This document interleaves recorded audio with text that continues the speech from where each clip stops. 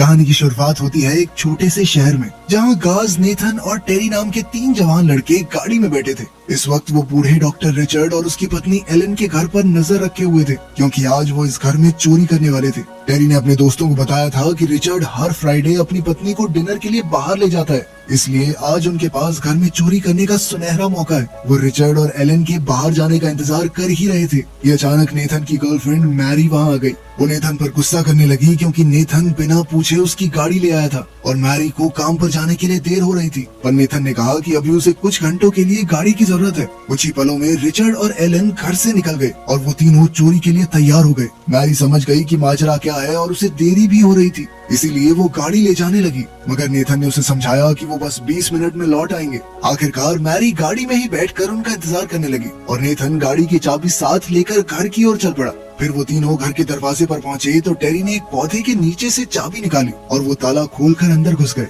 Nathan और गाज ने टेरी से पूछा कि पैसों से भरी तिजोरी है कहाँ, मगर टेरी को इसके बारे में कोई जानकारी नहीं थी। ये सुनकर बाकी दोनों को बहुत गुस्सा आया, क्योंकि टेरी उन्हें ये बोलकर यहाँ लाया था कि घर में पैसों से भरी एक तिजोरी है। असल में टेरी की माँ इस घर में नौकरानी का काम करती थी और उन्हीं से टेरी को इस तिजोरी के बारे में पता चला। इधर गाज ने गुस्से में पूरे घर में तोड़ फोड़ शुरू कर दी। जल्द ही वो एक कमरे में पहुंचे जहाँ केट नाम लिखा था। गाज ने अंदर जाकर उस बच्ची के खिलौनों को बुरी तरह तोड़ना शुरू कर दिया। वहीं दूसरी ओर टेरी बेसमेंट में पहुंचा तो उसे वही तिजोरी मिल गई जिसकी उन्हें तलाश थी। अब उसने फटाफट अपने दोस्तों को बुलाया और वो तीनों बेहद खुश हो गए। गाज अपने साथ इलेक्ट्रॉनिक डिवाइस भी लाया था जिससे वो तिजोरी का ताला खोल सके, मगर ये तिजोरी इलेक्ट्रिक थी ही नहीं, बल्कि पासकोड से खुलने वाली मैकेनिकल तिजोरी थी। ये देखकर गाज फिर से गुस्से से भर गया और टेरी पर चिल्लाने लगा, क्योंकि टेरी ने उन्हें इसके बारे में कुछ नहीं बताया। इस पर टेरी कहने लगा कि मेरी माँ ने कभी ऐसी कोई बात बताई नहीं मुझे। खैर फिर तीनों लड़कों ने मिलकर तिजोरी खोलने की बहुत कोशिश की, मगर वो सही पासकोड का अंदाजा लगा ही नहीं पा रहे थे।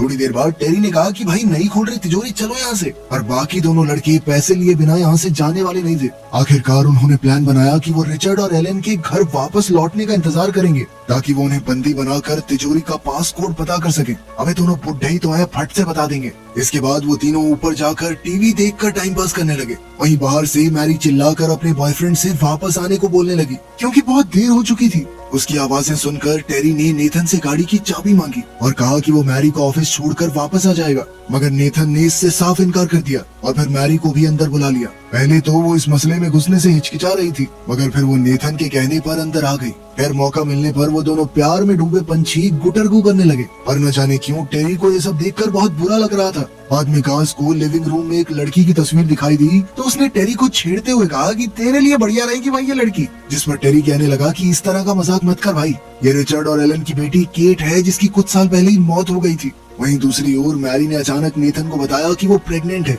इस पर नेथन ने कहा कि उसे चिंता करने की कोई जरूरत नहीं है, क्योंकि आज वो मालामाल होने ही वाले हैं। उसी पल अचानक रिचर्ड और एलन घर वापस लौट आए तो गाज ने तुरंत सबको अपना मुंह ढकने के लिए स्टॉकिंग्स दे दी। मैरी तो यहाँ से बाहर जाना चाहती थी, पर गाज ने उसे जबरदस्ती रोककर स्टॉकिंग पहना दी। फिर जैसे ही रिचर्ड और एलन घर में घुसे तो तीनों लड़कों ने अचानक उन पर हमला कर दिया, जिससे एलन का एक हाथ कांच चुभने की वजह से जख्मी हो गया। इसके बाद लड़के उन्हें बंदी बनाकर लिविंग रूम में ले आए। रिचर्ड एलन के हाथ में लगी चोट को लेकर बहुत परेशान था, मगर गाज ने उसे चिल्लाकर चुप रहने को कहा। तब मैरी ने घर में फर्स्ट एड किट ढूंढी और एलन के जख्मों पर मरहम लगाई। इसके बाद तीनों लड़कों ने रिचर्ड से सारा पैसा उनके हवाले करने को कहा। रिचर्ड ने उन्हें किचन में छुपे कुछ पैसों के बारे में बताया और साथ ही अपने क्रेडिट कार्ड भी उन्हें थमा दिए, लेकिन लड़के इससे मानने वाले नहीं थे, इसीलिए उन्होंने उसे तिजोरी का पासकोड बताने को कहा। रिचर्ड ने नाटक करना शुरू कर दिया कि उसे तो इस बारे में कुछ पता ही नहीं है, पर तीनों लड़के उन्हें जबरदस्ती घसीटकर बेसमेंट में ले गए और उन्हें तिजोरी के सामने बैठा दिया। ये सब देखकर मैरी काफी घबरा रही थी, इसीलिए उसने कहा कि वो वापस जाना चाहती है,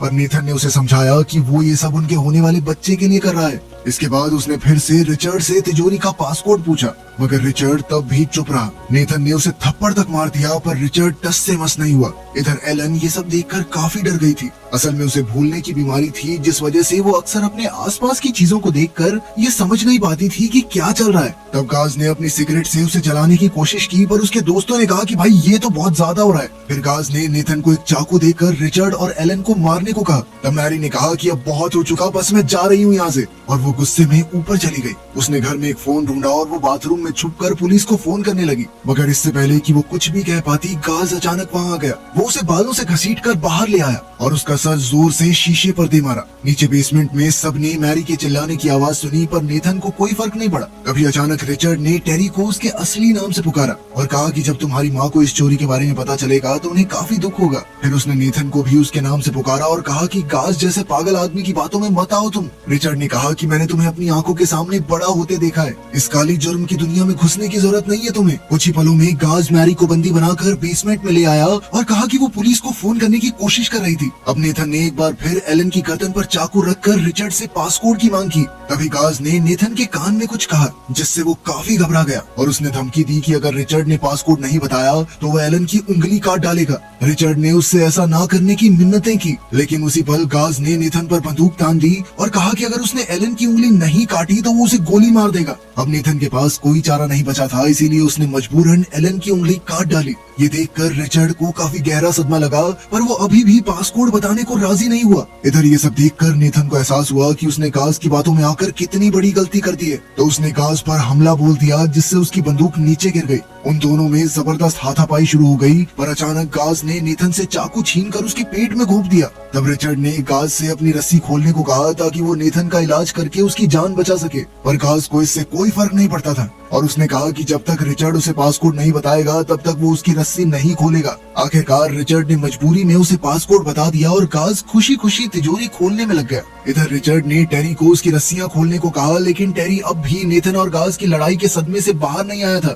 जल्द ही हम देखते हैं कि रिचर्ड ने गाज को जो पासपोर्ट बताया था वो गलत निकला। अब उसने एक और पासपोर्ट बताया और इधर मेरी मौके का फायदा उठाकर अपनी रस्सियां खोल रही थी, पर जब दूसरे कोड से भी तिजोरी नहीं खुली तो गाज गुस्से से आग बबूला हो गया और एक आरी लेकर एलन की ओर बढ़ा। रिचर्ड ने दूर से ही उसे रोकने की मिन्नतें की, मगर गाज ने उसकी एक न सुनी। अब गाज एलन का सर धड़ से अलग करने ही वाला था कि ऐन वक्त पर मैरी ने पीछे से उसके सर पर हथौड़ा दे मारा, जिससे उसकी मौके पर ही मौत हो गई। इसके बाद मैरी ने रिचर्ड और एलन की रस्सियां खोलकर उन्हें आजाद किया। फिर उसने देखा कि ये बेसमेंट गैराज में जाती है, जहाँ एक वैन खड़ी थी। उसने नेथन को इस वैन में लेटाकर हॉस्पिटल जाने का फैसला किया, मगर तभी अचानक डॉक्टर रिचर्ड अपनी बंदूक लेकर आ गया और उसने कहा कि कोई यहाँ से बाहर नहीं जाएगा। उसने कहा कि हॉस्पिटल यहाँ से 30 मील दूर है और तब तक नेथन दम तोड़ देगा। इसीलिए जब तक एम्बुलेंस नहीं आती तब तक उसने खुद नेथन का इलाज करने का फैसला किया। ये सुनकर मैरी और टेरी नेथन को ऊपर ले गए और रिचर्ड अपनी पत्नी को शांत करके उनके पीछे ले आया। इसके बाद उन्होंने नेथन को एक कमरे में लेटाया। नेथन की हालत खराब थी, उसे देखकर ऐसा लग रहा था मानो वो अपनी आखिरी सांसें गिन रहा हो,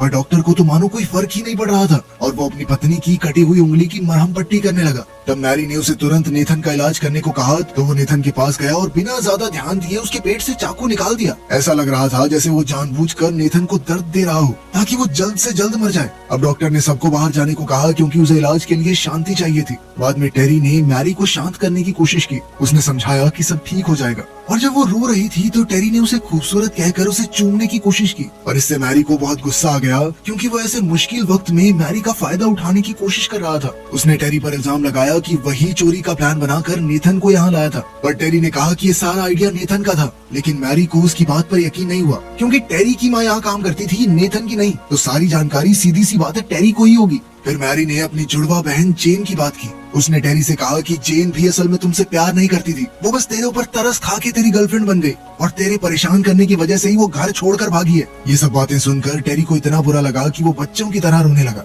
खैर फिर मैरी नेथन को देखने गई तो उसने देखा कि उसका शरीर एकदम ठंडा पड़ा था। रिचर्ड ने कहा कि नेथन अब खतरे से बाहर है और बस आराम से सो रहा है, पर मैरी समझ गई थी कि ये सच तो नहीं है क्योंकि नेथन की सांस ही नहीं चल रही थी। तब रिचर्ड ने उसकी तसल्ली के लिए एम्बुलेंस को फोन करने का फैसला किया। जब वो हॉस्पिटल में बात कर रहा था तो मैरी ने देखा कि फोन की तार तो कटी हुई थी, यानी रिचर्ड सिर्फ एम्बुलेंस बुलाने का नाटक कर रहा है। इससे वो बेहद डर गई और उसने यहाँ से भाग निकलने का फैसला किया, पर अचानक उसे उल्टी आ गई और वो सिंक की तरफ भागी। उसे देखकर रिचर्ड ने उसे एक गोली दी ताकि वो शांत हो सके, पर मैरी ने गोली लेने से इनकार कर दिया। फिर वो कमरे से बाहर निकली तो उसने देखा कि एलन टेरी को बिल्कुल छोटे बच्चे की तरह पिछवाड़े पे इंजेक्शन दे रही थी। घबराकर मैरी ने यहाँ से भागने की कोशिश की, मगर जल्द ही उसे एहसास हुआ कि सारे दरवाजे बंद थे। फिर मैरी ने एलन से पूछा कि उसने टेरी को कौन सा इंजेक्शन दिया, तो रिचर्ड ने कहा कि ये उसे शांत करने के लिए बस एक आम सी दवाई थी। अब मैरी परेशान होकर टेरी के पास गई और उससे उसका फोन मांगा, पर टेरी ने कहा कि उसने अपना फोन एलन को दे दिया है। इस पर मैरी काफी चिढ़ गई और उसने टेरी को बताया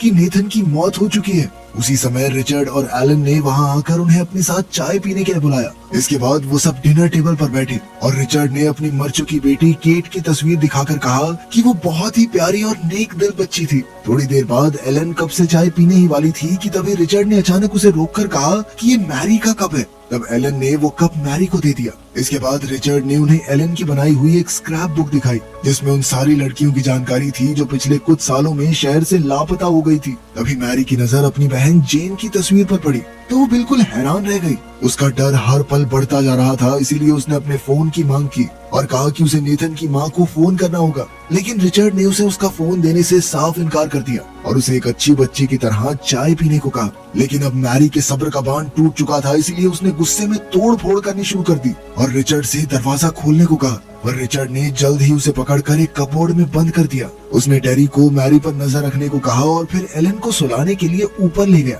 बाद में हम देखते हैं कि मैरी बार बार टेरी से दरवाजा खोलने की मिन्नतें कर रही थी, पर टेरी ने उसकी बात नहीं मानी क्योंकि वो अब भी उसकी पहले वाली बातों से गुस्सा था। टेरी ने उससे पूछा कि वो सिर्फ नेथन के पीछे क्यों पड़ी रहती है। तभी अचानक टेरी को महसूस हुआ कि उसकी टांगें सुन्न पड़ रही हैं। उसे लगा कि एलन ने गलती से उसे ज्यादा दवाई दे दी। ये सुनकर मैरी ने उसे समझाने की कोशिश की कि एलन ने ये सब कुछ जानबूझकर किया है, पर टेरी तो मानो पूरी तरह से उनके वश में था। जल्द ही उसकी दवाई ने अपना असर दिखाना शुरू कर दिया और उसे लगा कि कबर्ड में मैरी की जगह जेन बंद है। वो जेन के साथ बिताए प्यार भरे पलों को याद करने लगा। पहले तो मैरी को कुछ समझ नहीं आया, पर फिर उसने जेन बनकर बातें करना शुरू कर दिया। जल्द ही टेरी ने पिघल कर कबोर्ड खोल दिया और मैरी बाहर आते ही ऊपर चली गई। इधर टेरी अपनी टांगों को महसूस नहीं कर पा रहा था, पर फिर भी वो जैसे तैसे सहारा लेकर ऊपर पहुंच गया। जल्द ही उसने देखा कि मैरी केट के कमरे की खिड़कियों से बाहर कूदने की कोशिश कर रही थी, लेकिन टेरी को अब भी लग रहा था कि वो जेन है और उसने पूछा कि वो उसे छोड़कर क्यों जा रही है। तब मैरी ने उसे जैसे तैसे शांत किया, पर अचानक टेरी एक बार फिर से उसे चूमने की कोशिश करने लगा। मैरी ने उसी पल उसे धक्का दे दिया, पर तभी अचानक एक स्प्रे कैन उनके कमरे में आ गिरा और खिड़कियों पर लोहे के कवर्स आ गए। कुछ ही पलों में पूरे घर में धुआं भर गया और वो दोनों जैसे तैसे नीचे उतर आए। इतनी मुश्किल घड़ी में भी टेरी को रिचर्ड और एलन की जान की चिंता हो रही थी। खैर मैरी ने खड़े होकर बाहर का रास्ता ढूंढने की कोशिश की, पर अचानक रिचर्ड और एलन हैजमेट सूट्स पहने हुए धुएं में से उनके सामने आ गए। उन्होंने मैरी पर हमला किया तो मैरी ने भी अंधाधुंध चाकू चलाना शुरू कर दिया। फिर उसने उनकी ओर एक गमला फेंका जो सीधा एलन को जा लगा। मैरी ने तुरंत उसका मास्क उठाकर खुद पहन लिया और एलन को घसीटने लगी, पर इसी दौरान एलन ने उसकी गर्दन में कोई इंजेक्शन घोंप दिया। खैर मैरी जल्द ही उसे घसीटकर किचन में ले गई और उसे ओवन से बांध दिया। उसी पल रिचर्ड ने वहां आकर पीछे से मैरी पर हमला कर दिया, पर मैरी ने डट कर उसका सामना किया और उसे किचन से बाहर धकेल दिया। रिचर्ड ने एक बार फिर से अंदर घुसने की कोशिश की तो मैरी ने इतनी बार उसके हाथ पर दरवाजा मारा कि उसकी उंगली ही कटकर गिर गई। फिर उसने एलन को बंदी बनाकर रिचर्ड से कहा कि एलन की जान के बदले उसे वैन की चाबियां और टेरी को मैरी के हवाले करना होगा। मगर कुछ ही पलों में उसे इंजेक्शन की वजह से चक्कर आने लगे। तभी उसने सुना कि रिचर्ड टेरी के साथ मिलकर कोई प्लान बना रहा है, पर उसे कुछ भी समझ नहीं आया। आखिरकार रिचर्ड उसकी शर्तें मानने को राजी हो गया। फिर जैसे ही मैरी किचन से बाहर आई तो उसने देखा कि टेरी जमीन पर बेहोश पड़ा था और उसकी जेब में चाबियां थी। अब वो जैसे तैसे टेरी को घसीटकर वैन में ले गई। फिर वो गैराज का दरवाजा खोलकर यहाँ से निकलने ही वाली थी कि बदकिस्मती से रिचर्ड और एलन एकदम उसके सामने आकर खड़े हो गए। उसी पल अचानक किसी ने उसके पेट में गोली मार दी और ये कोई और नहीं बल्कि टेरी का ही काम था। फिर रिचर्ड ने मैरी के पास आकर कहा कि पहले वो उसे जिंदा छोड़ने वाले थे क्योंकि उसने काज से एलन की जान बचाई थी, पर जब मैरी ने एक अच्छी बच्ची की तरह उनकी बातें मानने से इनकार कर दिया तो उन्होंने अपना इरादा बदल लिया। खैर फिर उन्होंने टेरी को अपना काम बखूबी करने के लिए शाबाशी दी और कहा कि उसे तो इनाम मिलना चाहिए। फिर उन्होंने उसे एक व्हील चेयर पर बैठाया और उसे तिजोरी के पास ले गए। आखिरकार उन्होंने तिजोरी खोली तो एक खुलासा होता है कि ये कोई पैसों की तिजोरी नहीं बल्कि एक जेल थी। उसके अंदर मैरी की लापता बहन जेन थी जो केट के कपड़े पहने जंजीरों से बंधी हुई थी। तब रिचर्ड ने खुलासा किया कि केट की मौत के बाद एलन को बहुत गहरा सदमा लगा था, इसलिए उन्होंने कई लड़कियों को अगवा किया ताकि वो केट की कमी को पूरा कर सके, पर कोई भी लड़की केट की जगह नहीं ले सकी। आखिरकार जब उन्होंने जेन को पकड़ा तो उनकी तलाश पूरी हुई। इधर मैरी ने अपनी आखिरी सांसें लेते हुए अपनी बहन जेन की आखिरी झलक देखी और वहीं दम तोड़ दिया। उधर रिचर्ड ने टेरी को अपनी एक्स गर्लफ्रेंड जेन के साथ जेल में बंद कर दिया। इस घटना के एक हफ्ते बाद हम देखते हैं कि टेरी की मां रिचर्ड के घर का काम खत्म करने के बाद अपने घर जा रही थी। रिचर्ड और एलन उसी बगीचे में काम कर रहे थे जहां उन्होंने मैरी, नेथन और गाज की लाशें छुपाई थी। कुछ ही पलों में टेरी की मां ने उन्हें बताया कि टेरी एक हफ्ते से घर नहीं आया है। ये सुनकर रिचर्ड ने कहा कि उसे चिंता करने की जरूरत नहीं है, क्योंकि जवान लड़के अक्सर कुछ समय के लिए घर से भाग जाते हैं। टेरी की मां ने भी हामी भरते हुए कहा कि वो जल्द ही वापस आ ही जाएगा। उसके जाने के बाद रिचर्ड और एलन एक दूसरे को देखकर मुस्कुराने लगे। तो कैसी लगी ये खतरनाक सी स्टोरी? कमेंट्स में जरूर बताना। मिलते हैं अगली वीडियो में।